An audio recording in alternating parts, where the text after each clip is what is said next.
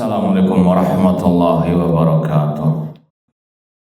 Innal hamdalillah nahmaduhu wa nasta'inuhu wa nastaghfiruh wa na'udzu billahi min syururi anfusina wa min sayyiati a'malina. Man yahdihillahu fala mudhillalah wa man yudlil fala hadiyalah. Ashhadu an la ilaha illallah wahdahu la syarikalah wa ashhadu anna Muhammadan abduhu wa rasuluh. Ya ayyuhalladzina amanu taqullaha haqqa tuqatih wa la tamutunna illa wa antum muslimun. Ya ayyuhan nasu taqu rabbakum alladzi khalaqakum min nafsin wahidah wa khalaqa minha zawjaha wa batha minhuma rijalan katsiran wa nisaa'a wattaqullaha alladzi tasaaluna bihi wal arham innallaha kana 'alaikum raqibah. Ya ayyuhalladzina amanu taqullaha wa qulu qawlan sadida yuslih lakum a'malakum wa yaghfir lakum dhunubakum wa may yuti'illaha wa rasulahu faqad faza fawzan 'azima. Amma ba'd, fa inna asdaqal hadits kitabullah wa khairal hadi hadyu Muhammadin sallallahu alaihi wasallam wa syarrul umuri muhdatsatuha wa kullu muhdatsatin bid'ah wa kullu bid'atin dhalalah wa kullu dhalalatin finnar. Ma'asal muslimin, ikhwani fillah wa akhwati, bapak-bapak, ibu-ibu, saudara-saudari rahmani wa rahimakumullah. Alhamdulillah, segala puji bagi Allah Subhanahu wa taala yang mempertemukan kita kembali dalam kajian kitab Haqiqatu Ad-Da'wah Salafiyah wa Kasyfu Syubhat Al-Asriyah oleh Fadilatul Syekh Dr. Abdul Aziz Ar-Rayis hafidhallahu ta'ala. Semoga Allah Subhanahu wa ta'ala menghidupkan dan mewafatkan kita di atas dakwah as-salafiyah. Kita sekarang sampai pada Al-Asasus Sadis At-Tafjirat fi Biladil Kuffar. Kalau mau dijadikan judul, sikap dakwah salafiyah terhadap pengeboman-pengeboman di negeri-negeri kafir.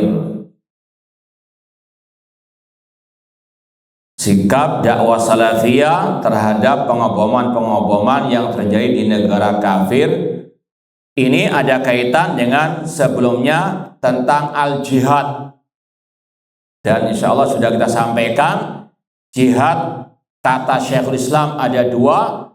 Jihad yang syar'i yang mengikuti tuntunan Rasulullah SAW, dan jihad yang bid'i. Jadi bukan hanya zikir yang sunnah, zikir bid'ah, bukan hanya salawat yang sunnah, salawat yang bid'ah. Demikian pula dengan jihad, ada jihad yang syar'i, ada jihad yang bid'i. Nah, ini yang kita akan pelajari bersama, bid'ah dalam berjihad. Kata Syekh Abdul Aziz Ar-Rayis hafidhallahu ta'ala, inna mimma sarraha bi'inkarihi ulama'ud da'wati salafiyah hadhihi tafjirat allati qama biha ba'du dzawil jahli wal hamasati wa ayyadahum du'atul fitnati. Sesungguhnya di antara yang terang-terangan diingkari oleh ulama dakwah salafiyah adalah pengeboman-pengeboman atau peledakan-peledakan yang dilakukan oleh orang-orang yang jahil, yang hanya bermodal semangat untuk berjihad dan didukung oleh para dai-dai tukang fitnah. Ikhwani fillah wa akhwati rahimani wa rahimakumullah, Dan ini yang sering mungkin kita dengar, kita saksikan di media, terutama beberapa tahun yang lalu di negeri kita, ya. Demikian pula di sebagian negeri orang-orang kafir, bahkan juga di negara adik kuasa sana, ya, 11 September ini yang dimaksudkan dalam pembahasan ini. Ketika kelompok-kelompok pergerakan, kelompok-kelompok harokah, mereka merubah strategi, tidak lagi membuat kekuatan yang besar langsung berhadapan, tapi mereka lewat kelompok-kelompok kecil. Itu di antara strategi mereka, terutama yang kita isyaratkan tadi. Pokoknya ngebom, pokoknya meledakkan, pokoknya membuat kekacauan, membuat ketakutan. Itu yang mereka namakan dengan al-jihad. Jadi ini yang akan dibahas oleh Syekh Abdul Aziz Ar-Rayis hafizahullah ta'ala, dan sudah disimpulkan tadi, ini yang diingkari oleh dakwah salafiyah. Dakwah salafiyah tidak mendukung sama sekali adanya peledakan-peledakan, pengeboman-pengeboman meskipun di negara kafir yang dilakukan oleh kelompok-kelompok pergerakan harokah ataupun irhabiyin, kelompok teroris tersebut, meskipun dengan nama jihad. Karena itu bukan jihad yang syar'i sama sekali.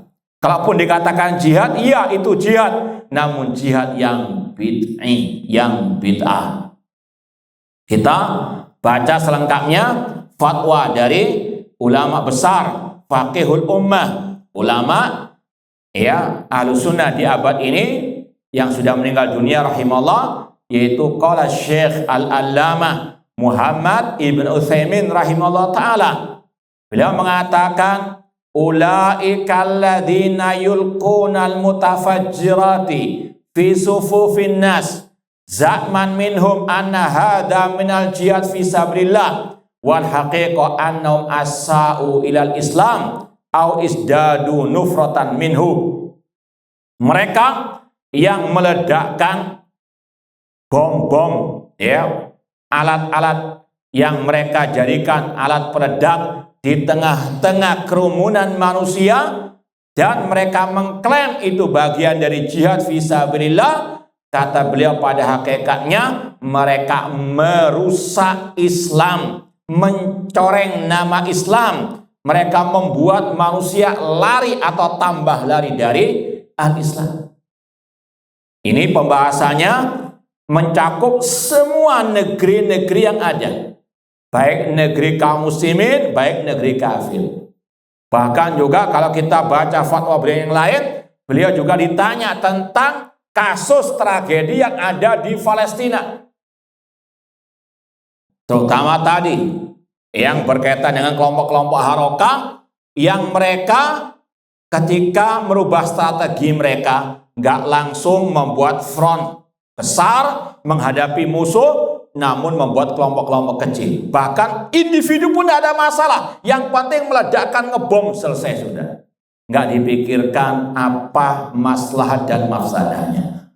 Di antaranya Syekh Utsaimin ditanya, bagaimana kalau misalnya ada orang muslim di negara Yahudi sana, atau di tempat orang Yahudi di Palestina sana, memasang sabuk peledak di bis misalnya, meledakkan diri, mati, bunuh diri di sana, tapi juga membunuh sebagian mungkin 10-20 orang Yahudi. Apa kata Syekh? Kalau dia membunuh 10-20 orang Yahudi, Yahudi akan balas dendam apa? Membantai ratusan bahkan ribuan kaum muslim. Ini wakil salamin David. Dan itu sekali lagi sepakat ulama Ahlus Sunnah wal Jamaah, terutama 3 ulama besar abad ini, Syekh Al-Albani, Syekh bin Baz, Syekh Utsaimin, tidak ada satupun yang mendukung. Makanya sekali lagi aneh kalau ada salafi ngakunya tadi mencintai menghormati, rujuk kepada ulama besar, terutama tadi yang 3 ulama abad ini, namun mereka tidak mau mengikuti fatwa para ulama, dan 3-tiganya tidak pernah setuju dengan jihad yang dipropagandakan oleh kelompok-kelompok pergerakan yang ada di Palestina. Yang sudah kita sampaikan, kenapa? Belum sesuai syarat contoh Nabi SAW, yaitu adanya al-quwwah, kekuatan yang bisa menandingi kekuatan mereka. Ini juga bukan hanya masalah tadi ngebom kemudian mati, namun juga sama dengan yang dilakukan oleh Hamas yang ada sekarang, meskipun dengan apa? Tembak-tembakan, nggak ngebom langsung, tapi intinya sama, yaitu tidak ada pertimbangan kekuatan apakah sudah memadai, mencukupi untuk berjihad perang dengan orang-orang kafir yang punya kekuatan luar biasa. Yang kedua, pertimbangan maslahat dengan mafsadahnya. Sekali lagi, ini kalau di negeri kafir saja haram, apalagi di negeri kaum muslimin. Maka sekali lagi, terorisme bukan bagian dari Islam. Islam berlepas diri daripada segala bentuk aksi terorisme, baik di negeri kafir apalagi di negeri kaum muslimin. Kalaupun mereka berhasil membunuh 1, 2, 3, 4, 10, namun sekali lagi balasan orang kafir lebih kejam lagi, madaratnya lebih besar lagi. Sekali lagi, ini yang banyak kelompok harokah, kelompok teroris, mereka tidak sadar-sadar sampai detik ini. Mereka mengatakan nggak apa-apa kaum muslimin kan, jumlahnya bisa miliaran, ratusan juta, 1 juta pun mati tidak ada masalah. Ente enak ngomong tok, paham ya? Makanya kita sering mengatakan kepada yang sekarang teriak-teriak, ayo jihad, sana jihadnya syar'i, yang nggak mau mendukung jihad di Palestina itu khidlan takhadul, mencampakkan kaum muslimin. Dotok, omong doang. Kalau ente meyakini di sana sekarang jihad yang syar'i, cepat berangkat, bang. Biar apa? Nggak buat fatwa-fatwa yang batil di tengah-tengah kaum muslimin.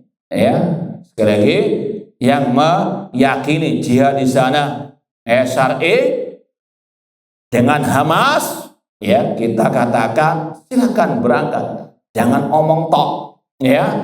Kalau mengatakan, anak nggak sanggup sekarang, ente ngomongnya jihad yang syar'i, semua disuruh berangkat, yang sana juga juru berperang. Apakah di sana sudah mampu sehingga disuruh berperang? Sekali lagi ngomong enak, paham? Namun yang merasakan luar biasa.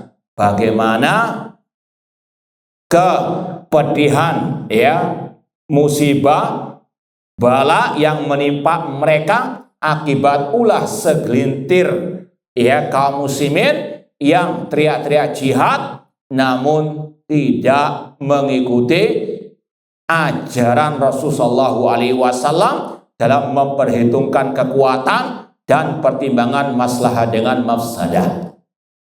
Kemudian kata Syekh, wa ahlul Islam yakadul insan yughatti wajahahu li'ala yunsaba ila hadhihi ta'ifatil murjifah al-murawwi'ah.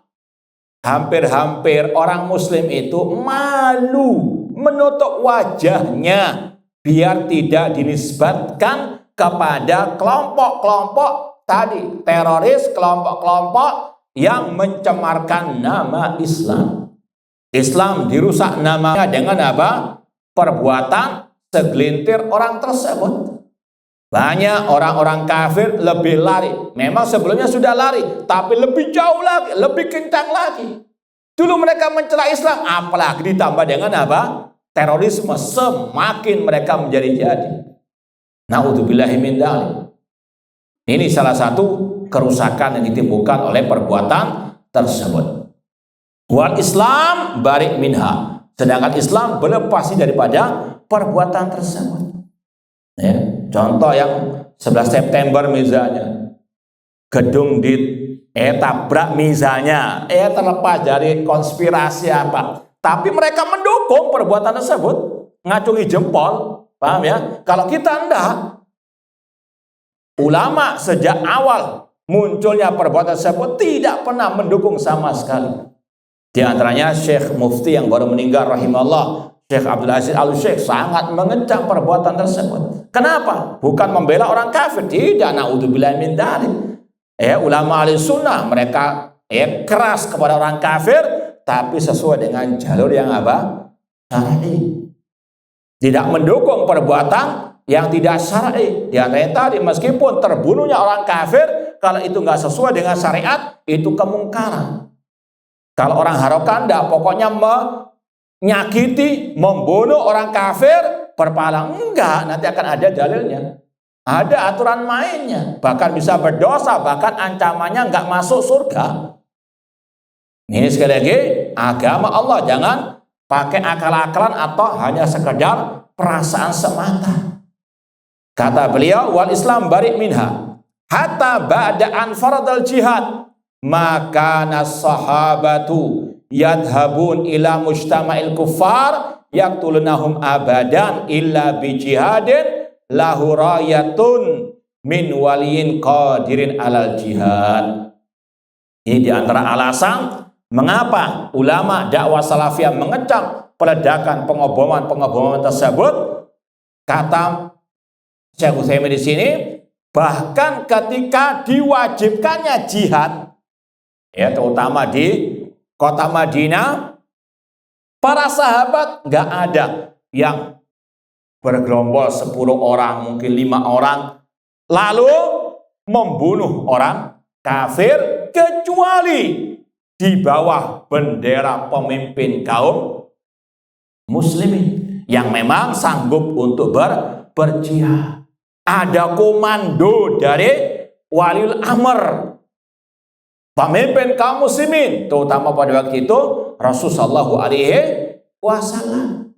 Kalau nggak mampu ketika di kota Makkah menahan diri, nggak pokok yang penting balas dendam, yang penting membunuh, yang penting menakuti orang kafir, tidak.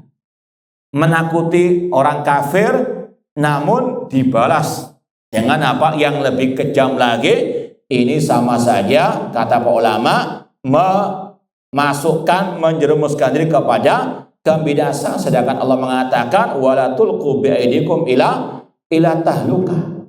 Contoh tadi kalau seperti alasan sebagian orang di Palestina, kan kaum muslimin nggak sanggup langsung berhadapan-hadapan langsung dengan orang Yahudi, paham? Maka mereka cari jalan pintas, yaitu apa? 1-2 orang membunuh orang Yahudi, paham? Sekarang kita contohkan di kota Mekah, kita bandingkan. Para sahabat di kota Mekah, ada yang terbunuh nggak oleh orang musyrikin jahiliyah? Siapa? Ada yang terbunuh. Bilal juga demikian. Ditindas Rasul, dihina Rasul. Tapi adakah sahabat Rasulullah SAW yang cari jalan pintas seperti mereka?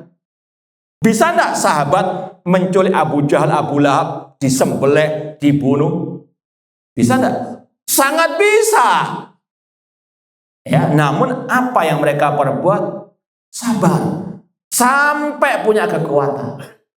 Paham ya? Ini sekali lagi, semuanya kita ukur dengan makana alaihi ar-rasul wa ashabu. Kalau Ahlussunnah sejati ini tolak ukurnya makna alaihi wa ashabi. Apakah itu dicontohkan Rasul ataukah tidak? Bukan hanya masalah akidah saja, juga masalah al-jihad. Harus sesuai dengan tata cara Rasulullah SAW. Bukan masalah salat saja yang harus sesuai dengan tuntunan Rasul SAW, namun juga masalah apa? Al-jihad. Dan juga harus dengan fatwa ulama-ulama besar. Ini bedanya salafiyin dengan harokin. Kalau haroka kadang dan ini kita pernah meneliti langsung, Mereka ini dikatakan lucu ya nggak lucu juga, dikatakan unik nggak unik juga, namun nyeleneh lah istilahnya.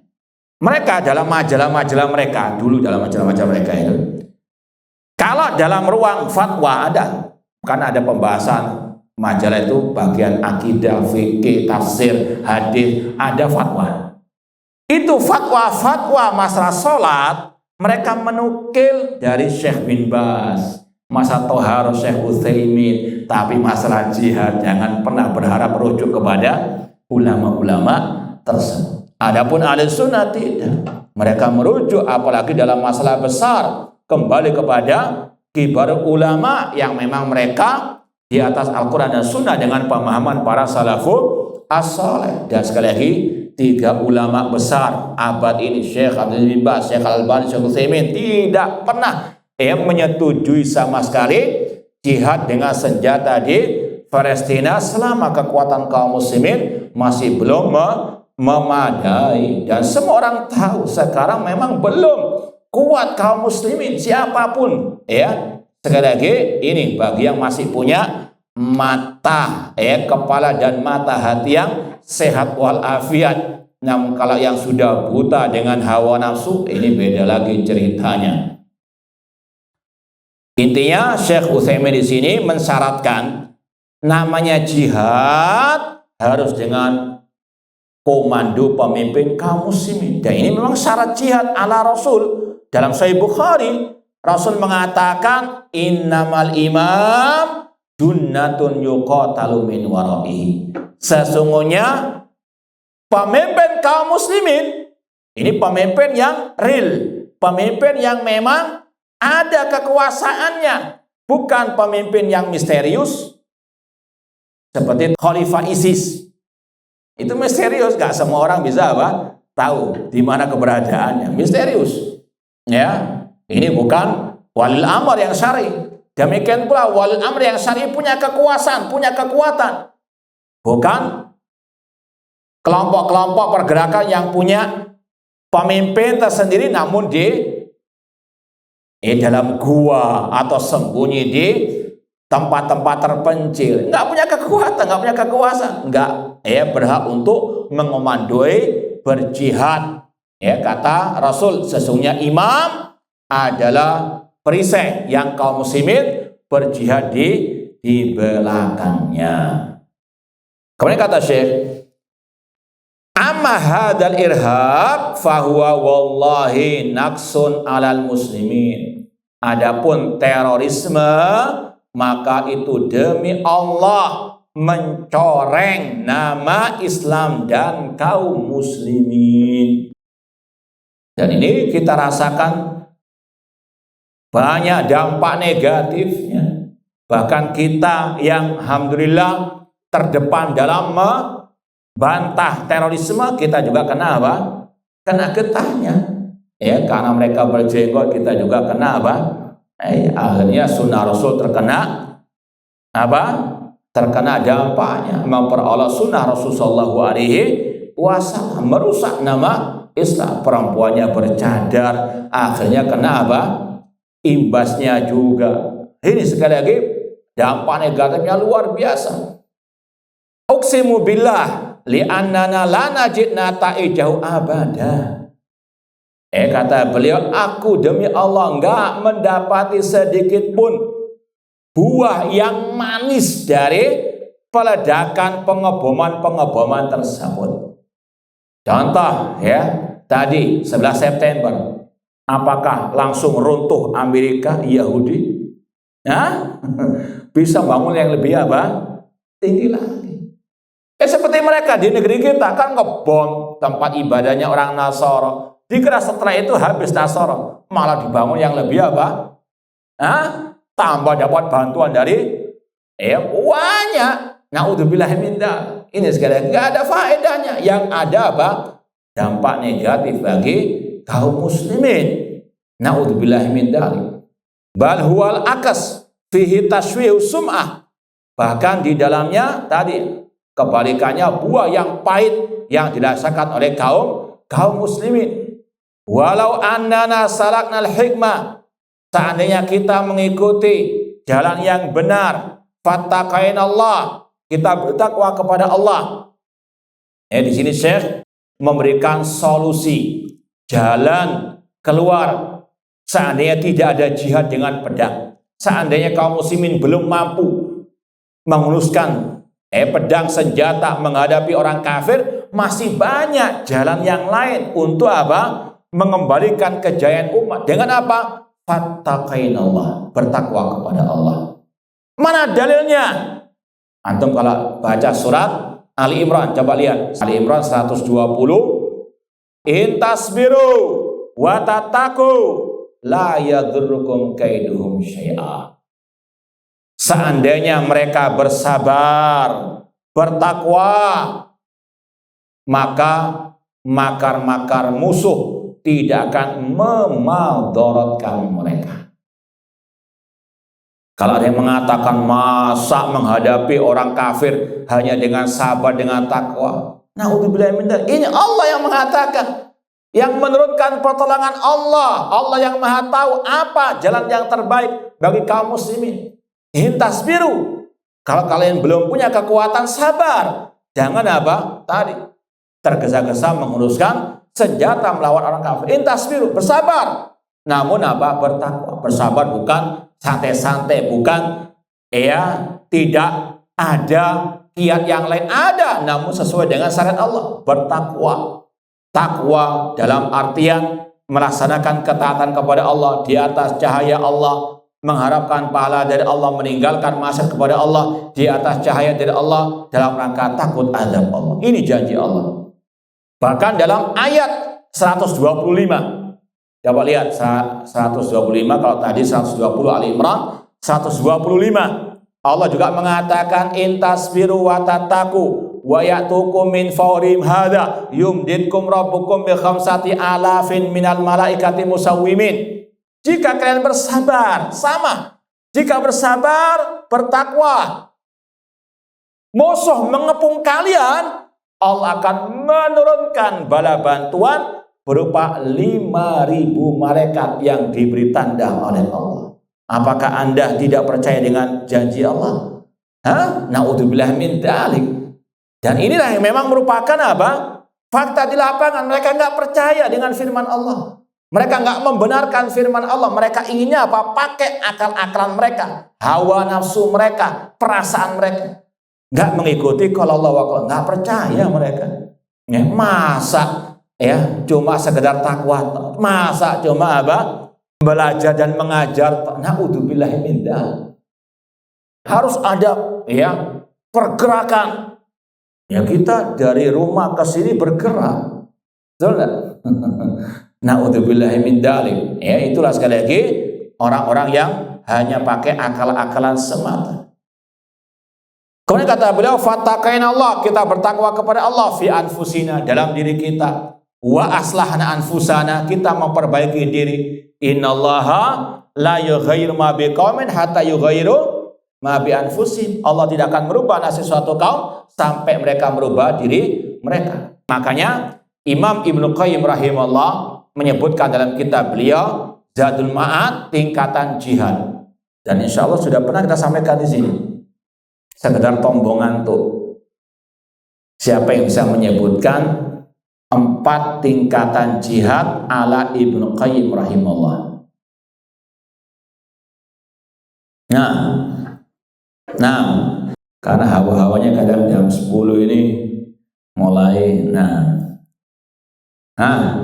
Ada yang bisa menyebut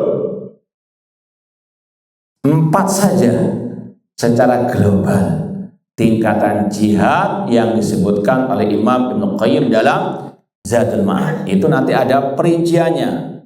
Insya Allah ada 13 poinnya. Ini yang poin inti dulu 4. Siapa yang bisa menyebut? Gimana antum mau jihad? Teorinya aja belum bisa mah. 4 dulu. Siapa yang bisa menjawab?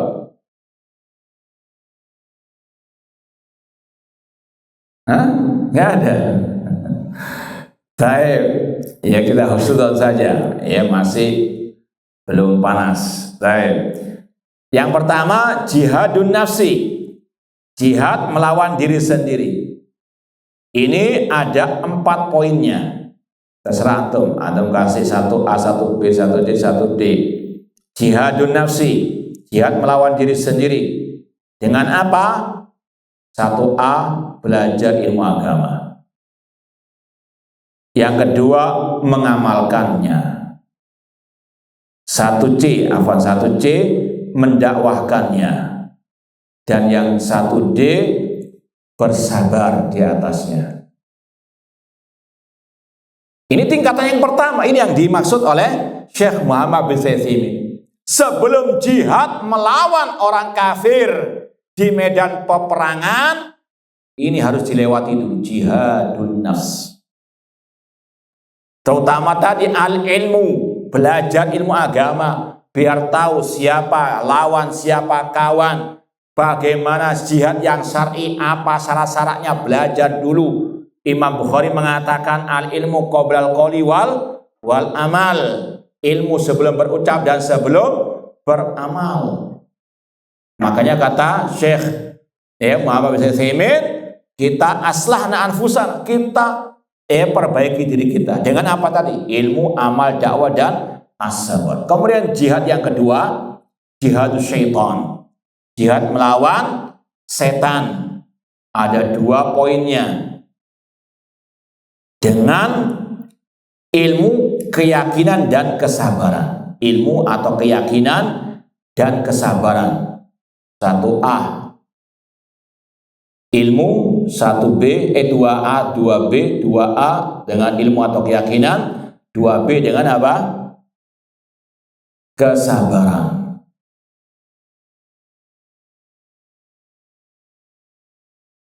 Sudah ditulis? Sudah? Tahap yang ketiga, jihadul kuffar wal munafikin. Jihad melawan orang kafir dan orang munafikin. Ini ada 4. Dengan hati, dengan barok kepada mereka, berlepas diri dari mereka, membenci kekafiran dan para pelakunya. 3B, dengan lisan, mendakwahi mereka, membantah syubhat mereka dengan lisan.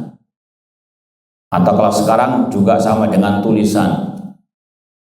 3C, jihad melawan orang kafir munafikin dengan harta. Membiayai dakwah untuk menarik orang kafir kepada Islam, memperkuat dakwah Islamiyah, itu jihad dengan harta. Kemudian yang ke-3D, dengan jiwa raga. Kalau sudah waktunya jihad melawan orang kafir dan munafikin, yang pertama dengan hati, yang kedua dengan lisan, yang ketiga dengan harta, yang keempat dengan jiwa raga, dan yang keempat jihad melawan pelaku kemaksiatan, kemungkaran, dan kebid'ahan. Ada 3 poinnya. Yang pertama dengan kekuatan, kekuasaan dengan tangan lah. Sebagaimana sabda Rasul, man ra'a minkum mungkaran falyughayyirhu biyadi, dengan tangan, artinya dengan kekuasaan atau kekuatan. Yang kedua atau 4B dengan lisan, dan yang terakhir dengan apa? Hati. Totalnya ada berapa itu?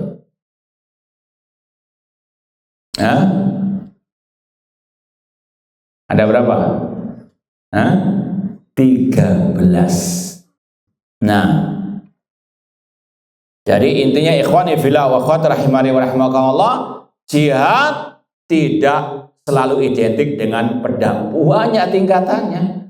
Dan itu sesuai dengan dalil dari Al-Quran dan Sunnah Rasulullah sallallahu alaihi wasallam. Makanya kata para ulama, di antara Ibnu Qayyim rahimahullah, sebelum mengalahkan, menghadapi orang kafir di medan pertempuran harus melewati jihad yang pertama. Jihad apa? An-nafs. Kemudian juga jihadu asyaiton.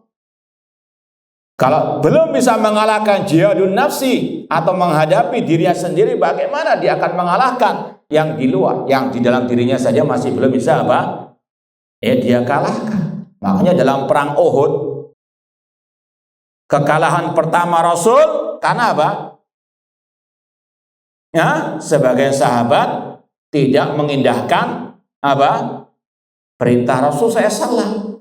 Ini kalau satu maksiat saja kepada Rasul membuat kocar-kacir pasukan para sahabat, apalagi kalau ada kesyirikan, ada kekafiran, kebid'ahan, kemaksiatan di tengah kaum muslim, bagaimana akan apa?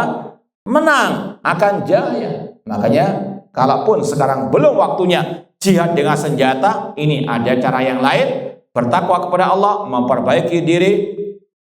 Tsumma hawalna islah ghairina, dan kita berusaha memperbaiki dengan dakwah, memperbaiki orang lain kaum muslimin biturki syar'iyyah, namun dengan metode yang syar'i, dakwah yang sesuai dengan tuntunan Rasulullah SAW, di antaranya dengan menggembleng mereka tauhid. Rasul sebelum meneriakkan jihad menggembleng sahabat di kota Mekah hanya dakwah tauhid. Ini yang banyak dilupakan oleh kelompok-kelompok pergerakan. Jihad, Rasul kan berjihad, para sahabat berjihad. Lupa atau pura-pura lupa, Rasul sebelum meneriakkan jihad, menyuruh pasukan para sahabat berjihad, sudah memondasi dulu dengan apa? Sedangkan mereka yang penting kumpul, meskipun dengan syiar Rafidah, meskipun dengan kaum musyrikin, yang penting jihad melawan Yahudi. Gimana akan menang? Syiar Rafidah lebih jahat daripada apa? Al-Yahud. Yahudi tidak menuduh Al-Quran apa? Tidak murni, sedangkan syiar Rafidah menuduh. Nah, ini apa? Lebih kufur lagi. Sekali lagi, bagaimana akan ditolong oleh Allah berjihad melawan orang Yahudi, gabung dengan apa? Syiah Rafidah, sedangkan mereka gudangnya syirik, kufur, nifaq, al-akbar, dan juga bid'ah dan segala bentuk kesesatan. Yang mau kulaan kesesatan ada di Syiah Rafidah Iran sana. Mau syirik ada, mau kufur ada, mau apa di sana? Maka bagaimana mungkin jihad kaum muslimin akan ditolong kalau gabung dengan siapa? Syiah Rafidah qatalahumullah. Kemudian kata beliau, kalau kita tadi sudah bertakwa, memperbaiki diri kita, memperbaiki yang lain dengan cara yang syar'i, maka natijahnya, akibatnya, buahnya akan baik. Ini semuanya apa? Wal akibatul lil muttaqin. Ini semuanya karena janji Allah Subhanahu wa ta'ala tadi, in tasbiru wa tattaqu la yadurukum kaiduhum. Kemudian kita lanjutkan, wa fi bayani hayati kibaril ulama haula hadisit tafjir alladhi waqa'a fil khubar. Dan para pembesar ulama di Saudi Arabia, mereka pernah membahas kejadian peledakan yang terjadi di tempat namanya Khubar di Arab Saudi sana, wal maqud bi Madinah Taif, yang mereka berkumpul biasanya di Taif, dekat Mekah sana, untuk membahas kejadian tersebut. Sekali lagi, ini bukan hanya berkaitan peledakan di negeri kafir saja, namun juga di negeri kaum muslimin. Di negeri kita juga enggak terlewatkan kasus tersebut. Bahkan di Arab Saudi sendiri, kelompok teroris juga banyak di sana. Bahkan gembongnya dari mana? Nah, dari Arab Saudi, namanya Usama bin Laden. Akan tetapi para ulama bukan mengajarkan teroris. Cuma hati-hati, di sana juga banyak apa? Di antara sebab utamanya karena di sana dulu ada namanya Muhammad Qutb, saudaranya Said Qutb, dua-duanya gembong teroris abad ini. Nah, Muhammad Qutb mengajari Usama bin Laden pemikiran terorisme takfiri. Paham? Bukan ulama Saudi Arabia enggak yang mengajarkan. Korbannya orang-orang Arab Saudi. Paham ya? Namun sekali lagi pencetus pemikiran takfir dari siapa? Muhammad Qutb yang sempat mengajar di beberapa universitas di Arab Saudi, di antaranya di Ummul Qura, di antaranya di Jeddah. Usama bin Laden ceritanya murid Muhammad Qutb ketika di Jeddah. Paham ya? Sampai sudah terdoktrin mantap. Nah ini gerakan terorisme sudah masuk ke negara Arab Saudi. Sekali lagi bukan dari ulama Arab Saudinya ya, namun dari ini Muhammad Qutb CS. Paham? Sampai muncul Usama bin Laden. Mereka ini yang membuat peledakan-peledakan di negeri Saudi Arabia. Paham? Nah, sampai dia pun lari di Afghanistan. Ini cerita ringkasnya. Ketika ada peledakan di Khubar, para ulama Arab Saudi berkumpul membuat statement berikut ini. Yang pertama, inna hadza tafjir amalun ijramiyun bi ijma'il muslimin. Perbuatan ini adalah perbuatan jahat, kriminalitas sesuai dengan ijma' kaum muslimin. Ya, yang masih waras tentunya. Wa dari kalil asbab atiyah. Hal ini ya karena alasan sebab berikut ini. Yang pertama, fi hadza tafjir hatkun li hurumat Islam al-ma'lumah bid-darurah. Dalam peledakan, apalagi di negeri kaum muslimin, apalagi korbannya banyak kaum muslimin juga, itu merusak kehormatan Islam yang telah dimaklumi secara darurat. Hatkun li hurmatil anfus al-ma'sumah, merusak kehormatan jiwa yang dilindungi. Baik orang muslim atau orang kafir. Nanti akan disampaikan tidak semua orang kafir boleh dibunuh. Wahatkun lihurmatil amwat, merusak kehormatan harta. Kita tahu Islam datang untuk menyelamatkan, untuk menjaga 5 kemaslahatan. Maslahat agama, maslahat jiwa, harta, kehormatan, dan apa? Nasab, keturunan. Maka ini terorisme merusak segala-galanya. Wa hatkun li hurmatil amni wal istiqrar. Mereka merusak keamanan dan stabilitas nasional. Wa hayatin nas al-amin wal mutmainin fi masakin wa ma'asyihim. Jangankan bom, ada demo saja, bakar-bakaran sudah apa? Kacau balau, merusak segala-galanya. Orang mau kerja terhambat, ya, orang sakit mungkin ke rumah sakit terhambat, semuanya dalam keadaan apa? Itu baru apa? Itu baru bom Molotov. Belum lagi bom yang betulan. Na'udzubillahi min dzalik.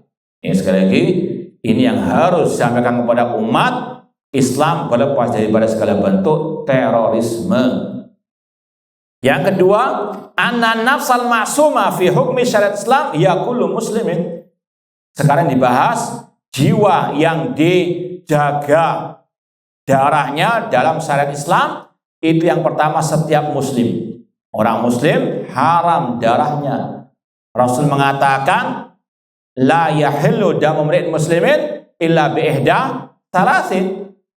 Tidak halal darah seorang muslim kecuali dengan salah satu sebab dari 3 sebab. Yang pertama apa? An-nafsu binafsi, yang membunuh orang mukmin dengan sengaja. As-saibuz zani, orang yang sudah menikah namun berzina. Dan yang ketiga, at-tarik lidin, yang murtad dari agamanya. Yang kedua, golongan yang haram ditumpahkan darahnya, kullu man bainahu wa bainal muslimina aman. Setiap orang kafir yang ada perjanjian damai, yang mendapatkan keamanan dari kaum muslimin. Apa dalilnya?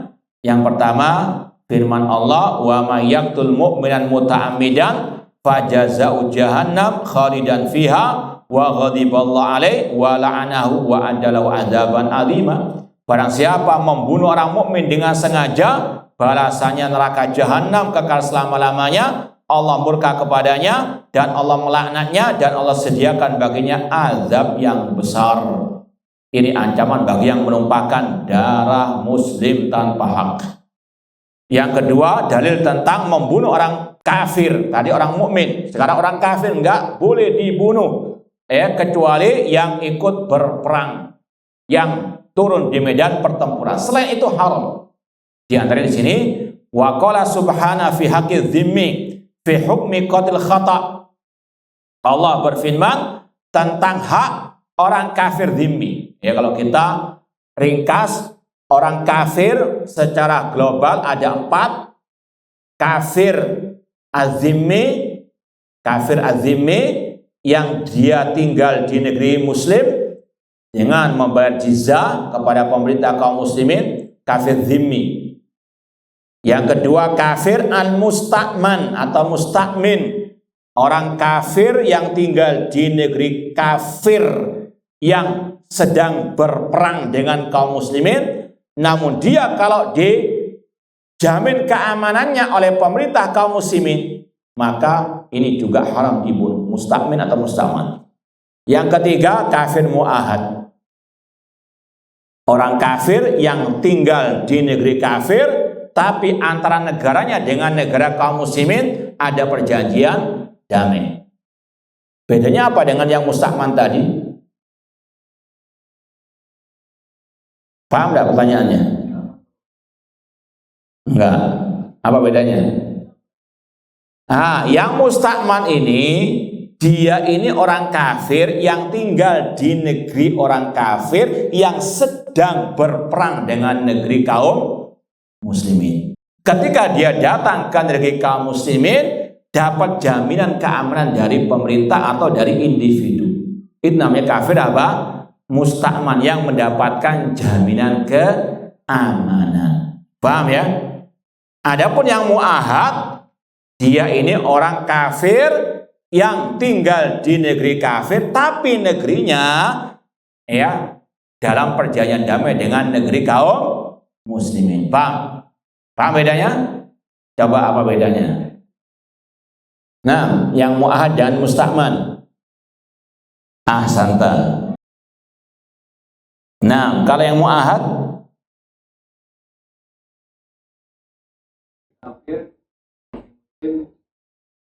taib dengan azimi, apa bedanya?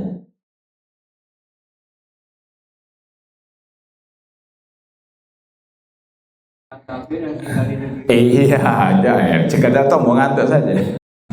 Taib jazakumullah khairnya, sahih betul. Ya, bedanya jelas lah. Yang zimmi tinggalnya di negeri muslim, ya. Adapun yang musta'man dan mu'ahad tinggalnya di negeri kafir. Cuma bedanya yang musta'man tinggal di negeri kafir yang terjadi peperangan dengan negeri kaum al-muslimin. Ya, adapun yang mu'ahad tinggal di negeri kafir tapi ada perjanjian damai dengan negeri kaum muslimin. Tiga-tiganya haram dibunuh. Di antara dalilnya ini, Allah berfirman, wa in kana min qaumin bainakum wa bainahum mitsaq fadiyatun musallamatun ila ahlihi wa tahrir raqabatin mu'minah. Apabila dia dari kaum yang ada di antara kalian dan antara mereka perjanjian, maka membayar fidyah yang diserahkan kepada keluarganya dan memerdekakan budak yang mukminah. Apa maknanya? Kata Syekh, fa in kanal kafir alladillahu aman idza kutila khata'an fa fihil fidyah wal kafarah. Apabila ada orang kafir yang tadi ada jaminan keamanan dari negeri kaum muslimin, lalu dia dibunuh secara tidak sengaja. Secara tidak apa? Sengaja, khata'an. Maka di dalamnya ada al-fidyah, membayar fidyah. Ya, ada orang muslim nggak sengaja. Ini nggak sengaja ya. itu ada dendanya. Artinya apa? Haram dibunuh, apalagi kalau sengaja. Misalnya, ini kalau dalam pembahasan al-qatl al-khata, maksudnya itu misalnya ya, dia berburu binatang, mau nembak burung di atas, qadarullah meleset kena orang kafir tadi sampai mati misalnya. Ini namanya qatl apa? Nggak sengaja dia. Bang, targetnya bukan orang itu, tapi ya terkena misalnya. Bang, namanya qatl khata, itu harus membayar fidyah. Apa fidyahnya tadi? Di antaranya memerdekakan budak mukminah. Intinya kalau nggak sengaja saja ada dendanya, itu haram secara asal, apalagi dengan sengaja.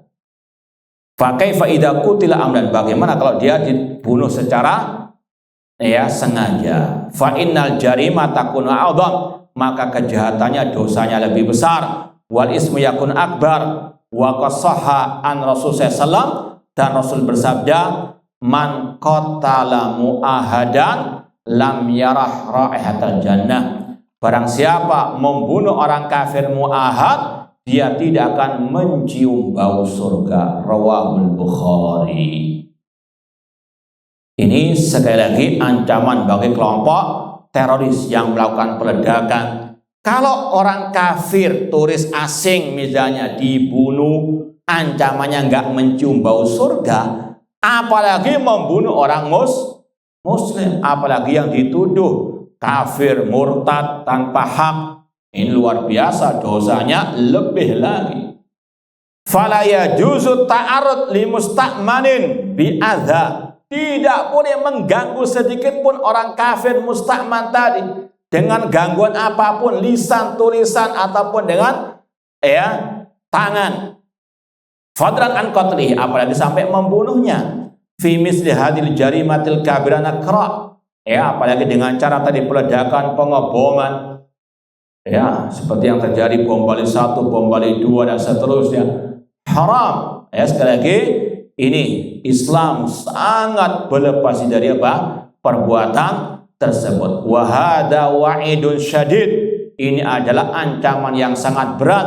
Liman qatala mu'ahadan, bagi yang membunuh orang kafir mu'ahad. Wa annahu kabira minal kabair an mutawa'at 'alaiha bi adami dukhul qatil al jannah, naudzubillahi minal khidlan.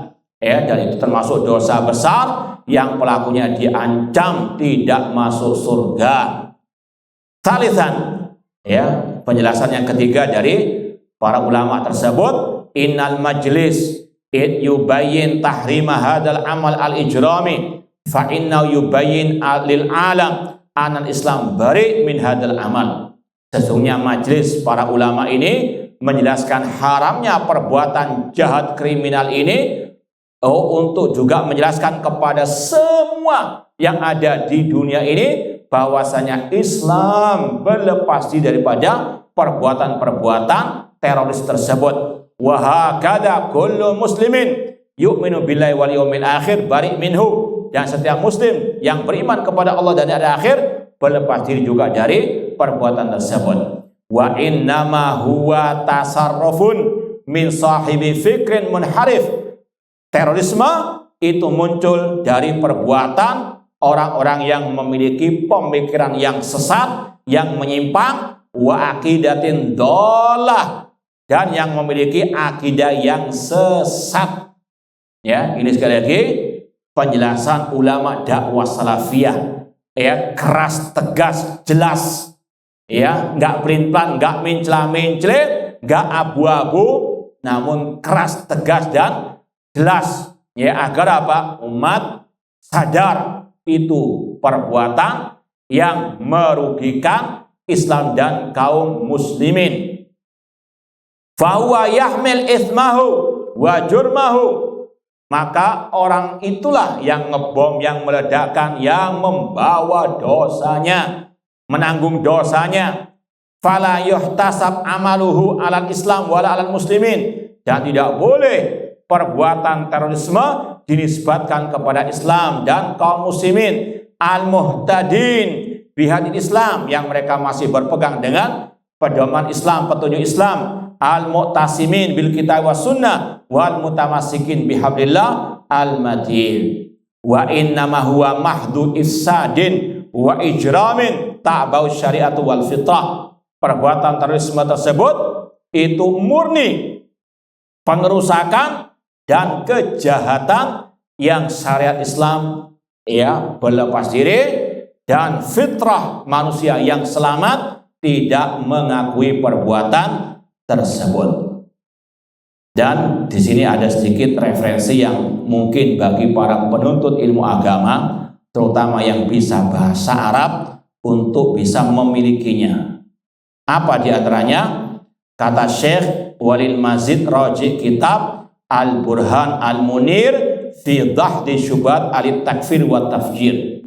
Kalau terjemahan secara letterleknya, penjelasan yang terang benderang dalam membantah syubhat ahli takfir, yaitu takfirin, irhabin, teroris, dan ahli tafjir yang suka meledakkan.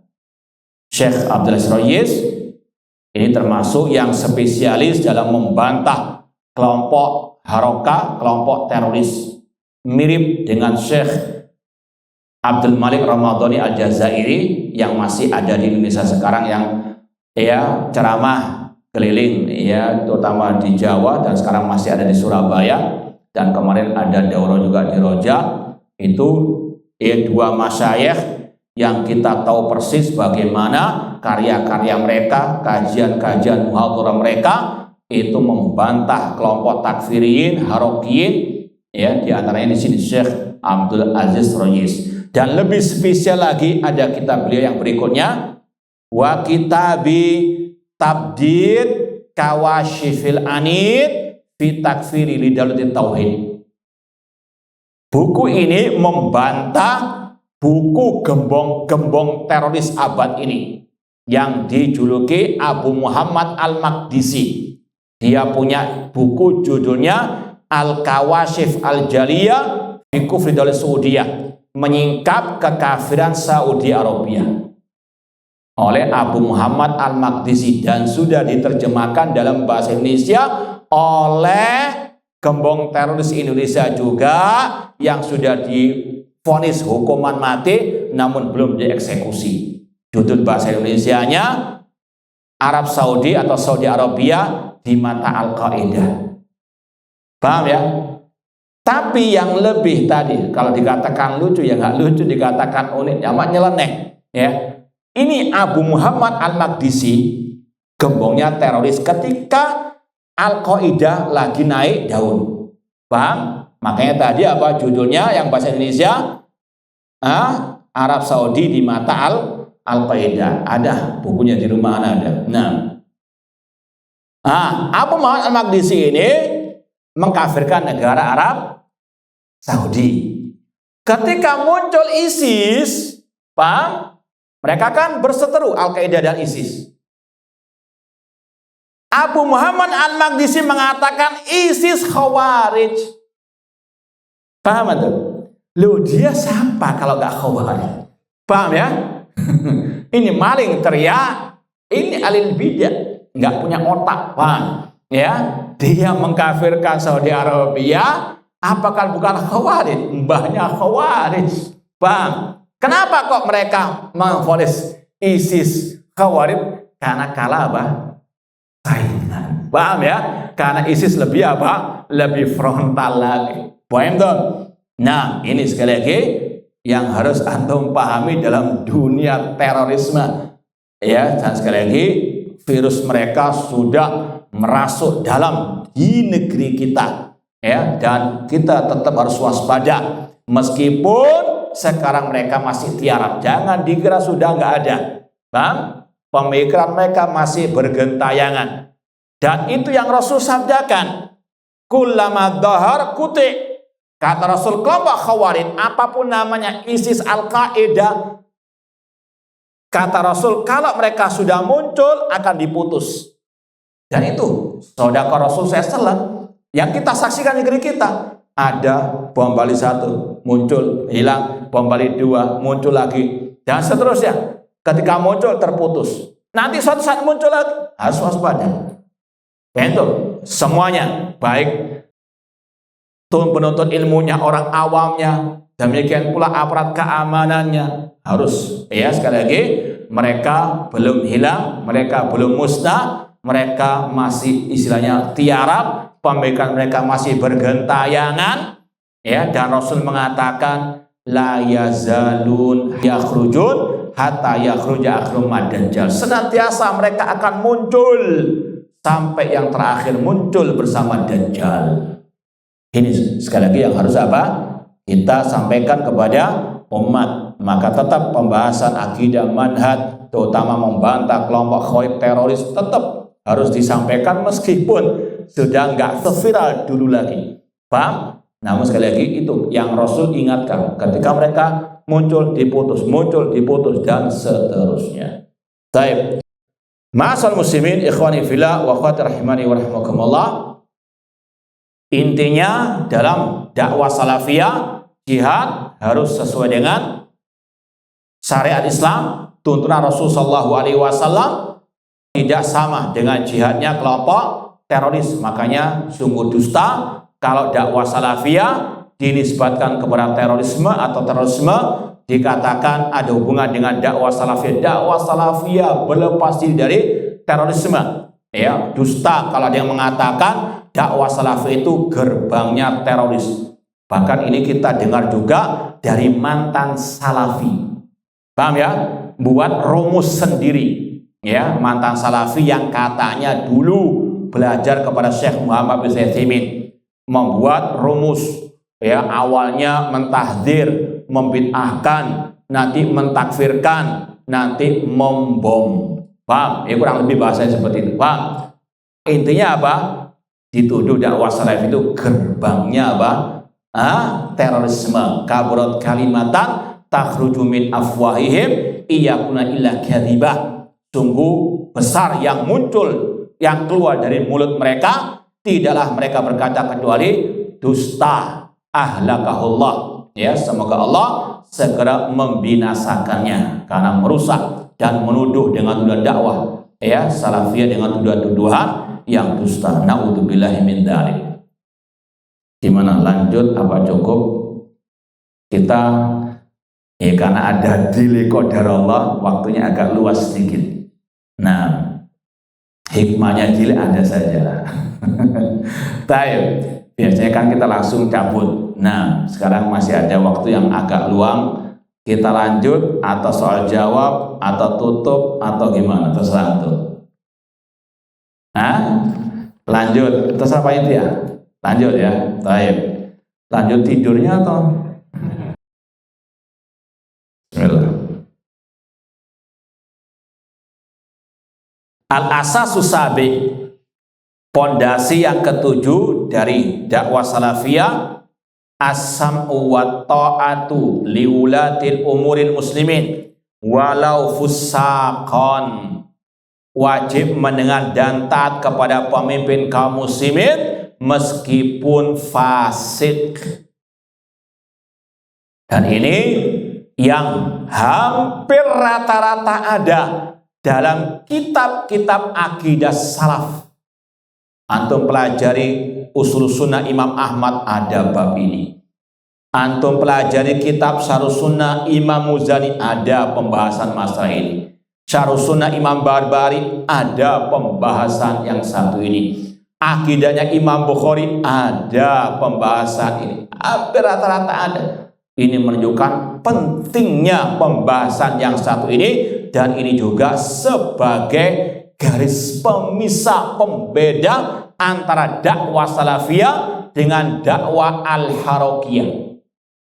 Makanya kalau antum ini secara ringkas saja, kalau mau membedakan mana dai salafi sejati dengan dai haraki, meskipun casingnya salafi, mungkin ngajar kitab akidah juga sama, akidah wasitiyah, tapi nanti bedanya dalam bab yang satu ini. Ada saja ilmu ngelesnya, ada saja takwil-takwilnya. Mendengar dan taat itu kalau pemimpinnya adil. Sudah mulai. Ini ciri apa? Haroki sudah. Kalau pemimpinnya berhukum dengan Al-Quran dan Sunnah, kalau enggak wajib. Nah ini sudah. Makanya ditekankan oleh Syekh, walau fusaqan, meskipun fasik. Sebagaimana Imam At-Tahawi rahimahullah dalam Aqidah Tahawiyah, beliau mengatakan wasam'u wa ta'a li amiril mu'minin baron kana au fajiran. Wajib mendengar dan taat kepada pemimpin kaum muslimin yang baik maupun yang fajir. Hampir rata-rata ada pembahasan fajiran meskipun fajir. Paham? Ya sekali lagi ini poin yang paling inti kalau mau membedakan mana itu salafi atau dai salafi, dai haroki meskipun casingnya salafi dalam bab ini. Mendengar dan taat kalau ada maslahatnya, Pak, takwil. Nah, kalau tadi pemimpinnya nggak dolim dan yang semisal dengan ini sudah ciri-ciri apa bau-bau harokah. Kemudian yang kedua, ciri atau cara membedakan mana salafi sejati dengan salafi haroki, ya, atau haroki yang casingnya salafi dalam bab wala wal baro. Kalau misalnya ada ya seorang tokoh ya yang jelas sesat, yang jelas menyimpang dari akidah salaf, ya, kemudian dibela habis-habisan, ya, karena dia berjihad karena ini sudah. Kalau dakwah salafiyah, dai salafi, wala wal baraknya dia akidah. Kalau akidahnya sesat, sudah. Ya, barok. Paham? Ya, seperti Ikhwan Muslimin contohnya. Said Qutb jelas-jelas banyak kesesatannya, masih dibela-bela mati-mati, ditutup-tutupi. Dakwah salafiyah, Said Qutb mubtadi' dhal. Paham? Ini kata para masyayikh membedakan salafi haroki atau salafi ya casingnya haroki, isinya ini masalah bab wala wal barok. Nggak apa-apa belajar kepada fulan meskipun dari alil bidah. Karena apa? Ambil baiknya saja. Ini juga nggak ada barok. Kemudian yang ketiga, kalau mau membedakan antara ya Ahlussunnah dengan yang sejati dengan kelompok-kelompok al-haroki, lihat dalam masalah pembahasan, ada yang ingat? Terutama dakwah tauhid, ya. Apakah dia betul-betul fokus dakwah tauhid atau memprioritaskan dakwah tauhid ataukah sekedar ya lewat saja? Bang, sekali lagi harus betul-betul bisa dipahami. Ini yang paling pokok masalah as-sam'u wa ta'ah kepada pemimpin kaum muslimin. Kata Syekh Abdul Aziz Rayis hafizallahu taala, dan Syekh Abdul Aziz Rayis punya buku ya yang sangat istimewa. Ini sering ya sekedar tambahan referensi, kita sering sampaikan dakwah salafi itu terkenal dengan kekuatan ilmiahnya, kekuatan dalilnya, bukan sekedar omdo, bukan sekedar asbun yang penting nulis atau referensinya mana, ya, yang penting dapat wangsit, naudzubillah min dzalik. Tidak, referensinya mana yang jelas. Dalam bab ini yang sering kita nasihatkan ya dari para masyayikh tadi, Syekh Abdul Aziz Rayis punya buku yang istimewa, Al-Imamatul Udzma. Syekh Abdul Aziz Rayis sekali lagi buku spesial masalah pemimpin kaum muslimin, Al-Imamatu Al-Udzma. Kemudian Syekh Abdul Malik Ramadhani Al-Jazairi punya buku ya Thali'atul Hiwarid Darid baina Sunnati wal Khawarij. Dialog antara Ahlussunnah dengan Khawarij. Ini juga tebal-tebal. Ditambah lagi Mu'amatul Hukam fi Daul Kitab wa Sunnah, Syekh Abdul Salam Barjas. Ini yang kita sering nasihatkan, ini tiga-tiganya luar biasa. Kalau antum baca, kalau antum betul-betul kuasa, insya Allah ya dengan seizin Allah selamat dari syubhat-syubhat alil bidah. Sekali lagi ini salah beberapa referensi tentang bab ini. Baik, kita lanjutkan. Kata Syekh Abdul Aziz Rayis, min ususiddin takrir akidati sam'i wa ta'lil hukamil muslimin. Di antara pondasi agama adalah meyakini wajibnya mendengar dan taat kepada pemimpin kaum muslimin walau kanu fusaqon, meskipun mereka orang fasik. Yang penting muslim, yang penting tidak memerintah berbuat maksiat. Dalilnya banyak sekali yang akan disampaikan oleh Syekh. Kama tuqarriruhu kutubu i'tiqad al-sunnah wa qarrara hada ulama'una, dan ini sudah termaktub dicantumkan dalam berbagai kitab-kitab akidah ulama salaf ashabul hadis al-sunnah wal jamaah, dan itulah yang diikrarkan oleh ulama-ulama kami. Tadi di antaranya Syekh Abdul Aziz bin Baz, Syekh Muhammad bin Utsaimin, Syekh Albani rahimahumullah. Qala Syekh Al-Allamah Abdul Aziz bin Baz rahimahullah, wal maksud annahu idza amaraka al-alim awil amir bi syai'in min ma'asillah fala tuti'hu fi ma'asillah. Maksud dari ini semuanya, apabila ada seorang alim atau seorang pemimpin memerintahmu berbuat maksiat kepada Allah, jangan ditaati. Innama ta'atu fil ma'ruf, ketaatan hanya dalam hal yang baik. Kama qala Nabi SAW, sebagaimana sabda Rasul, la ta'ata li makhlukin fi maksiatil khaliq, tidak ada taatan kepada makhluk dalam memaksiati al-khaliq. Dan Syekh Ibrahim Ar-Ruhaili hafizahullah ta'ala punya buku ya yang berkaitan dengan perincian wajibnya mendengar dan taat kepada pemimpin kaum muslimin. Di antaranya, segala sesuatu yang asalnya mubah, kalau ada perintah dari pemimpin kaum muslimin, statusnya menjadi wajib. Paham ya? Sekali lagi, asalnya mubah, kalau ada perintah dari pemimpin kaum muslimin untuk dilaksanakan, hukumnya wajib. Kata beliau seperti peraturan rambu-rambu lalu lintas. Ya, wajib dipahami dan ditaati. Itu bagian taat kepada Allah dan Rasul, karena Allah berfirman, ya ayyuhalladzina amanu atiullah wa ati'u ar-rasul. Kalau antum ditanya mana dalilnya wajib berhenti di lampu merah, ini An-Nisa 59. Ya, perintahnya umum, taati Allah, taati Rasul dan pemimpin di antara kalian. Apapun perintahnya yang enggak maksiat wajib ditaati. Masa pakai helm saja wajib? Ini sudah GBLK. Paham? Nah, ini ada yang ngomong seperti itu. Naudzubillah min dzalik. Dengan alasan syariat Allah, hukum Allah aja ada 5, masa perintah pemimpin harus wajib? Ini orang yang apa? GBLK-nya luar biasa, meskipun mungkin lulusan Madinah dan sebagainya. Naudzubillah. Ini perintah Allah, ya ayyuhalladzina amanu atiullaha wa rasul wa ulil amri minkum. Dan ini yang dikatakan oleh Imam Al-Qurtubi dan yang lainnya, al-amrul jaiz idza waradal amru minal amir sara wajiban. Segala sesuatu yang asalnya mubah jaiz, tapi kalau ada perintah dari pemimpin menjadi wajib. Dan ini sekali lagi salah satu referensinya, lihat bukunya Syekh Ibrahim Ar-Ruhaili hafizahullah ta'ala. Kemudian kata beliau, walakin la yajuzul khurud alal a'immah. Kata Syekh Abdul Aziz bin Baz, kalau seandainya pemimpin memerintah berbuat maksiat, tidak boleh ditaati, namun tidak boleh memberontak.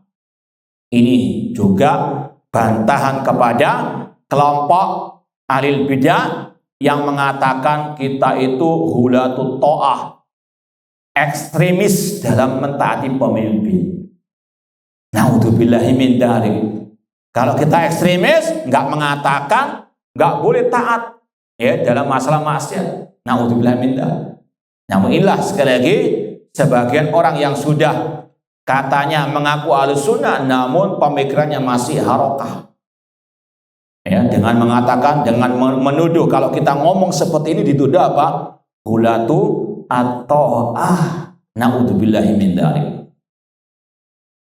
Namun tidak boleh memberontak kepada pemimpin kaum muslimin wa in asau, meskipun mereka berbuat maksiat. Bal yajib asam wa ta'ah fil ma'ruf. Namun perintah yang tidak bermaksiat wajib didengar dan ditaati ma'al munasaha, dengan menasehati, wala tanzi'anna yadan. Dan Syekh bin Baz dalam kesempatan yang lain mengatakan wajib menasehati secara rahasia.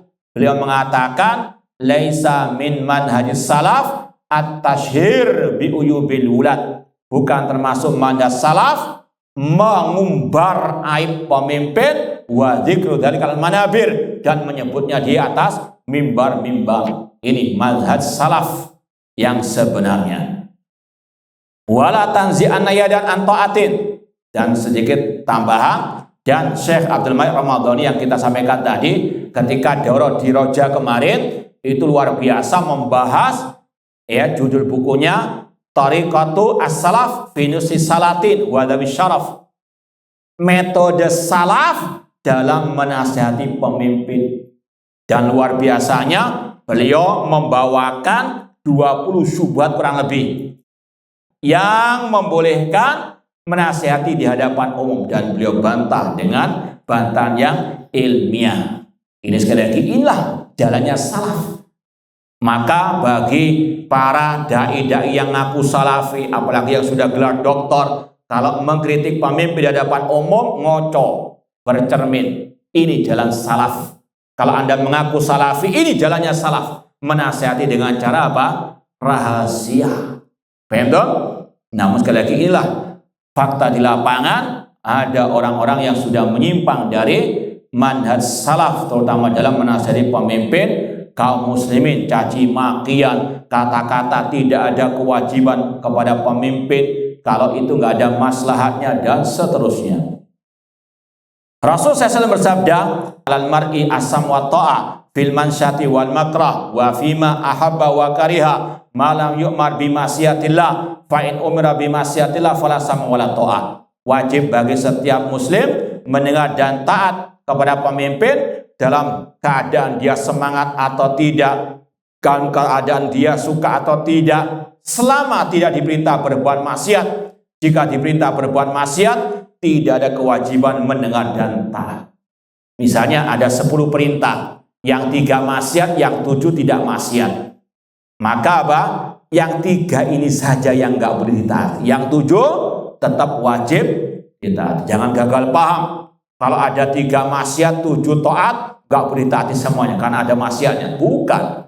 Maksudnya tadi, kalau ada 10 perintah, 10 kebijakan, yang 3 maksiat, 7 tidak maksiat, tetap yang 7 ditaati, yang 3 yang gak boleh ditaati.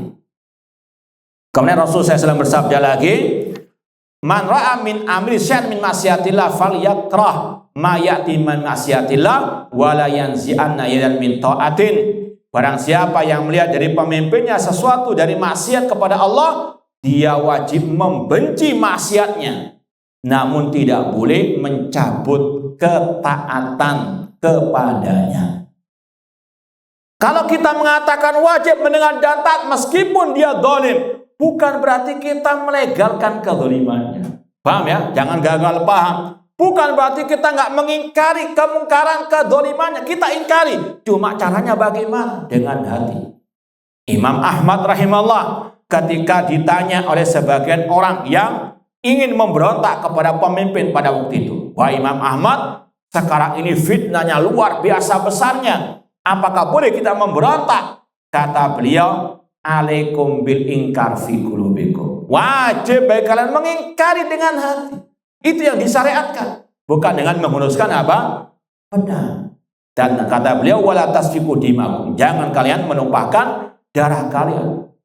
Isbiru. Dan ini yang juga disabdakan Rasulullah SAW. Bukan berarti sekali lagi kita melarang demo, kita melarang kudeta, kita melarang mencaci maki, kita melarang mengkritik pemimpin di hadapan. Bukan melegalkan kezalimannya. Zalim dari siapapun wajib diingkari. Cuma bagaimana caranya? Kalau kepada pemimpin dengan hati. Kalau dengan lisan langsung datangi pemimpin. Paham? Kata Rasul, afdal jihad kalimatu haqqin inda sultan jair. Semulia-mulia jihad ucapan yang hak di hadapan pemimpin. Banyak orang yang demo, orang yang mengkritik pemimpin di hadapan umum pakai hadis ini. Ini kesalahpahaman kegagalan pahaman, salah menempatkan dalil. Rasul jelas-jelas mengatakan inda sultan jair. Semulia-mulia jihad mengatakan yang hak di hadapan inda, di samping pemimpin yang dolim tersebut, bukan di pinggir jalan, bukan di tengah jalan, bukan di mimbar, langsung datangi ngomong yang hak. Bang, dan lebih unik lagi, Syekh Abdul Malik Ramadhani mengatakan sebagian mereka di mimbar bebas kalau mencaci maki pemimpin, kritik pemimpin kayak singa hutan, ya, luar biasa pemberaninya. Tapi kalau pas di hadapan pemimpin kayak kucing, paham ya? Ada wakil laisa lahu min dafi. Paham tuh? Itu kata beliau, ya. Naudzubillah min dzalik. Sekali lagi, dalam hadis Rasul menasihati, mengkritik pemimpin, kalau mau yang gentle langsung di hadapannya, bukan di mimbar bebas, bukan di medsos. 6. Kemudian kata beliau, wala yanzi'anna yadan min ta'atin, tidak boleh memberontak kepada pemimpin, mencabut tangan ketaatan kepada pemimpin. Fa innahu man faraqal jama'a mata mitatan jahiliyah. Barang siapa yang memisahkan diri dari jamaah pemimpin kaum muslimin, kalau dia mati dalam keadaan jahiliyah. Misalnya ada orang mengatakan presiden sekarang ini bukan walil amr, saya nggak mengakui. Kalau dia mati dalam keadaan jahiliyah. Naudzubillahi min dzalik. Wa qala alaihi salatu wassalam, man atakum wa amrukum jami' yuridu an yufarriq jama'atakum wa an yashukka asakum faqtuluh kaidan mangkana. Barang siapa yang mendatangi kalian alias mau mengkudeta sedangkan kalian bersatu di atas pemimpin, ya, maka bunuhlah orang tersebut. Ini terutama bagi pemimpin kaum muslimin. Sudah ada presiden ini mau memberontak, Bang, maka ini yang berhak untuk dihukum mati oleh pemimpin kaum muslimin. Rasul mengatakan juga, idza bu'i alil khalifatain faqtulu akhirahuma. Apabila ada dua khalifah pemimpin di baiat, bunuh yang terakhir. Karena apa? Ini merusak persatuan kaum muslimin. Wal maksud dari ini semuanya, annal wajib as-sam'u wa ta'ah fil ma'ruf li ulatil umur minal umara wal ulama. Maksud ini semuanya wajib bagi setiap muslim muslimah mendengar dan taat dalam hal yang baik kepada pemimpin kaum muslimin, baik dari kalangan umara ataupun ulama. Wa bihada tantazimul umur wa tasru al ahwal wa ya'manun nas wa yunsiful mazlum wa yurti'ud dhalim wa ta'man subul. Dengan akidah, ya, seperti inilah kaum muslimin akan baik keadaannya, akan merasa aman, orang yang dolim itu bisa tercegah, dan yang didolimi bisa dibela, dan akan ada keamanan. Wala yajuzul khuruj ala ulatil umur wa syakil asa illa idza wujida minhum kufrun bawahun indal kharijina alaihi minallahi burhan. Boleh memberontak, tapi dengan syarat yang pertama, pemimpinnya jelas-jelas kafir dan divonis tentunya oleh ulama Ahlussunnah, dan yang mengkafirkan punya bukti di sisi Allah. Ini berdasarkan hadis Ubadah bin Samit. Sekali lagi, secara asal haram mengkudeta pemimpin muslim bagaimanapun kezalimannya. Dan tadi sekali lagi salah satu referensi yang sangat berharga membantah syubhat kelompok teroris yang membolehkan memberontak, yaitu tadi kitab Taliatul Hiwal Jarid yang ditulis oleh Syekh Abdul Malik Ramadhani, dan alhamdulillah sebagiannya sudah pernah kita terjemahkan, kita ringkas untuk membantah syubhat-syubhat yang membolehkan kudeta terhadap pemimpin kaum muslimin.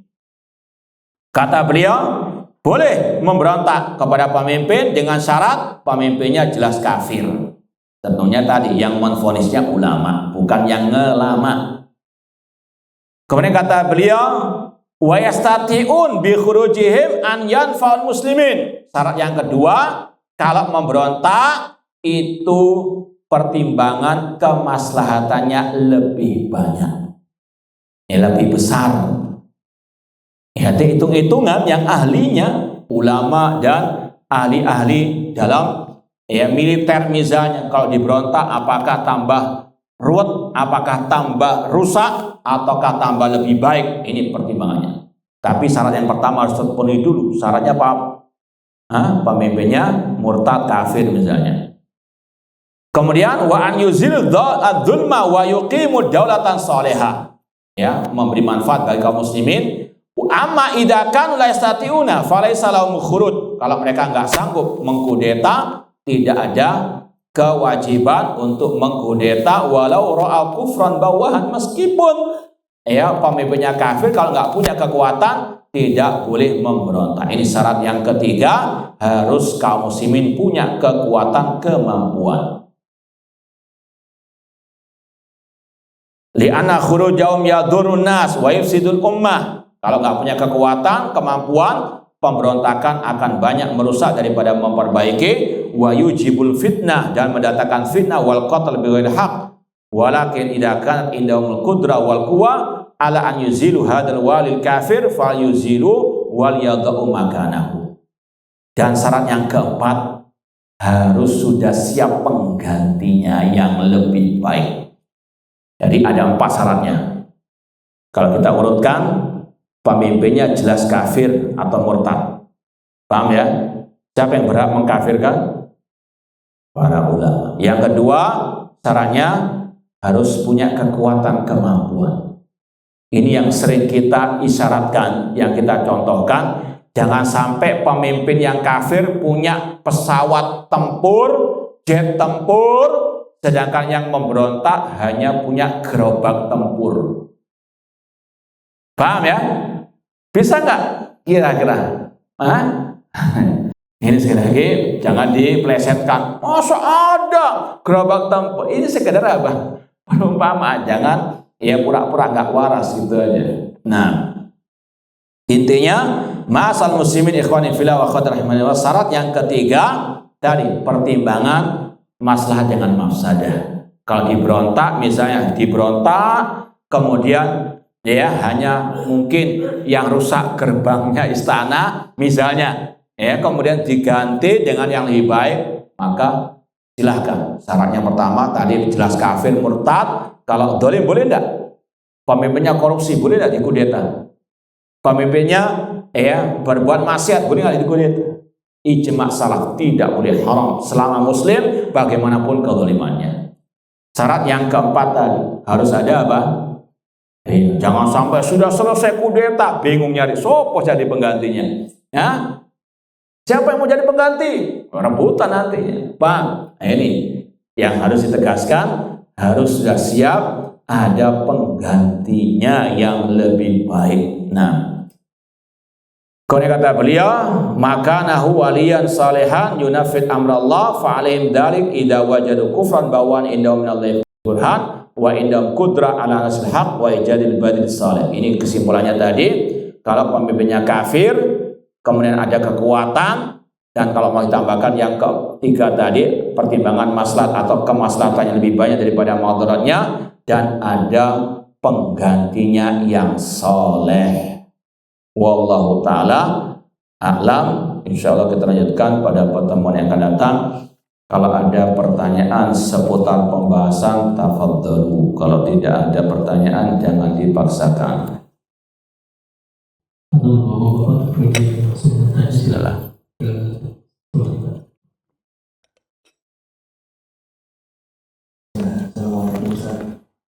Assalamualaikum warahmatullahi wabarakatuh. Ini ada menyayangkan itu apa mengenai konflik Palestina dan negara Israel, pokoknya kenapa pemimpin Arab tidak bersatu gitu, yang mana kalau menurut sih peralatan tempur negara-negara Arab itu akan lebih banyak dibandingkan peralatan tempur Israel gitu. Seperti itu betul. Baik, yang pertama tadi, inti kenapa nggak berangkat? Itu kan? Oh, nggak mampu. Kalau itu nggak mampu, apakah pemimpin mereka kaum muslimin mampu? Ya, itu yang pertama. Inti, ya, mampu nggak berangkat? Anak nggak mampu, ya juga yang lain juga nggak mampu. Paham? Ya, jangan memaksakan orang untuk mampu. Inti sendiri apa? Omdo. Itu kebanyakan yang omdo saja. Ya. Kedua, ya secara wakil kenyataan yang ada. Ya, sekarang kekuatan militer, teknologi canggih kemiliteran dipegang siapa? Kalau ya kita masih punya mata yang sehat, ya semuanya tahu bahwasanya kekuatan militer, senjata yang super canggih di tangan orang. Kalau kita baca, kalau nggak salah sudah lewat ya, ucapan Syekh Muhammad bin Shalih Al Utsaimin, persenjataan yang ada di tengah-tengah kaum muslim meskipun banyak, itu ibaratnya pisau dapur melawan apakah senjata AK berapa itu yang paling canggih? AK-47. Antum punya anak kasih ya katana 10 lawan AK1, menang mana? Kalau sekedar banyak-banyakan tapi sudah apa? Lanjut usia. Sudah jadul, Bang. Seperti tadi kata Syekh Utsaimin, ini halaman ke-55. Kata beliau, persenjataan yang ada di tengah kaum muslimin sekarang jika dibandingkan dengan senjata orang-orang kafir yang punya negara adik kuasa kasakakin seperti pisau dapur, Bang, menang enggak? Punya anak kasih satu orang 1 juta pisau dapur tadi ngelawan AK1 saja, menang mana? Kalau masih apa? Itu yang ada, fakta di lapangan demikian. Ya, kita tahu sendiri bagaimana kondisi negeri kamu. Bukan masalah banyak-banyakan sekarang ini, masalah apa? Kecanggihannya. Ya, sekali pencet sudah negara satu apa hancur, Bang. Paham ya? Nah, jadi sekali lagi itu hanya sekedar orang yang suka berhalusinasi saja. Ya, wallahu taala alam. Nah, ada lagi Bapak? Jadi WA Ustaz. silakan. Assalamualaikum Ustaz. Apakah pimpinan organisasi atau institusi disamakan juga dengan istilah pemimpin dalam syariah yang wajib didengar dan ditaati selama tidak ada maksiat? Nah, sama tapi tidak serupa. Kalau pemimpin seperti khalifah, raja, presiden harus dibaiat, haram dikudeta. Tapi kalau pemimpin seperti misalnya ketua takmir, kan bisa dikudeta oleh yayasan misalnya, paham ya? Nggak becus ini bermasalah dan sebagainya, copot, tidak ada masalah. Ya, beda. Cuma secara asal kalau memang ya dia diangkat oleh anggotanya memang untuk didengar ditaati dalam hal yang baik, cuma nggak selevel yang apa? Pemimpin kaum muslimin. Paham? Sekali lagi sama namun tak serupa. Ya, secara umum kita safar ada 3 orang diangkat jadi ketua safar, boleh, tapi ya nggak perlu dibaiat, ya dan seterusnya, beda. Nah, Assalamualaikum Ustaz. Bagaimana hukuman mati yang ada di Indonesia menurut dakwah salafiyah, apakah dibenarkan? ya seperti tadi orang-orang yang membuat teror, ya sampai ngebom sana ngebom sini, ketika dihukum mati misalnya, ini sebagaimana ya terutama tadi kelompok al-khawarij, Rasul mengatakan faidalakitumuhum faktuluhum. Ya, ini tergantung kepada ijtihad wali al-amr. Bang, wallahu taala alam. Nah, Lagi Bapak? Jangan Pak. silakan Pak.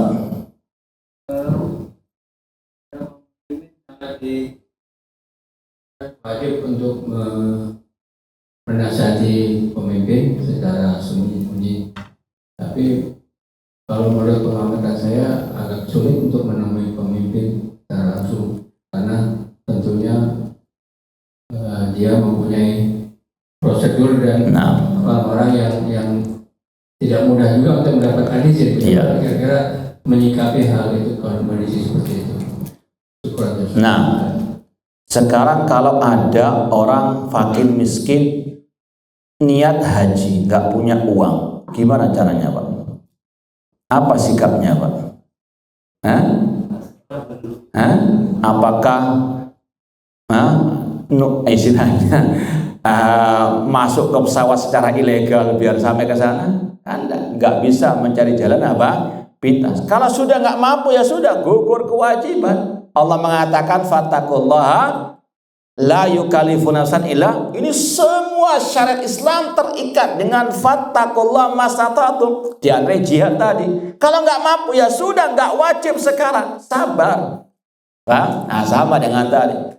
Alasan kita nggak bisa langsung menemui presiden, menemui pemimpin kaum muslimin, maka kita tulis di mesa, tidak bisa. Jangan mencari jalan pintas. Fattaqullaha mastata'tum. Kalau sudah nggak sanggup, gugur kewajiban. La yukallifullahu nafsan illa wus'aha. Allah tidak memberi suatu jiwa kecuali dengan kemampuannya. Dan itu termasuk salah satu syubhat mereka. Maka bantahannya sudah tadi, fattaqullaha mastata'tum. Nah, ada yang lain? Lanjut poin berikutnya.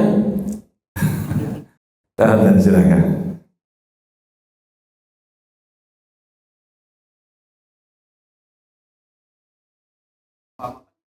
Dan racun enggak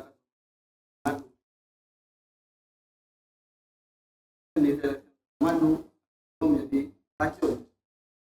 Kondisi ini ditambahkan dengan kondisi Indonesia saat ini. Apa maksudnya?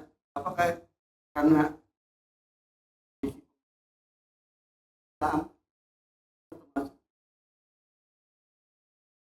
Dalam kalau mau anak kurang jelas dari perumpamaan, cuma intinya kita wajib meyakini definisi negara Islam sebagaimana kata Imam Abu Bakar Al-Ismaili dalam kitabnya I'tiqad A'immati Alil Hadis. Beliau dari ulama mazhab Syafi'i yang hidup di abad ke-4 Hijriah. Beliau mengatakan madaman nida'u dhahiran wa ahluhu makanin. Namanya negara Islam itu kalau syiar azan nampak jelas dan penduduknya itu sangat amat memungkinkan melaksanakan syariat Islam, terutama azan dan sholat berjamaah. Ini tolak ukurnya. Antum langsung kiaskan dengan Indonesia. Antum di sini azan boleh atau enggak? Kedengaran azan enggak? Yang enggak dengar berarti apa? Boleh. Antum bebas enggak salat berjamaah di sini? Ya, udah. Ini negara apa? Islam. Kalau meyakini ini negara kafir, silakan hijrah. Kita enggak akan menghalangi. Tafadhalu masykuri. Bang, ya. Yang menganggap sekali lagi, kan konsekuensinya demikian. Ya, kalau orang muslim tinggal di negara kafir, salah satu syariat apa yang diwajibkan hijrah ke negeri apa? Sana, ya. Nah, intinya sekali lagi, negeri kita negeri Islam dengan berbagai macam fenomenanya kurang lebihnya. Tugas kita apa? Berusaha memperbaiki sesuai dengan apa? Kemampuan. Tapi kita yakini ini negeri Islam, negeri kaum muslimin, dan tidak ada satu ulama pun di abad ini yang mengatakan negeri kita negeri kafir kecuali ulama khawarij. Jangankan tadi Indonesia, Arab Saudi, di sana ada Ka'bah, di sana ada Masjid Haram, Masjid Nabawi, dikatakan negara kafir. Paham tuh? Ini UDGJ. Paham tuh? Nah, ada yang lain? Baik, kalau tidak ada kita cukupkan sekian, kurang lebihnya mohon maaf. Wa jazakumullahu khairan. Aqulu qouli hadza wa akhiru da'wana anil hamdulillahirabbil alamin. Wassalamualaikum warahmatullahi wabarakatuh.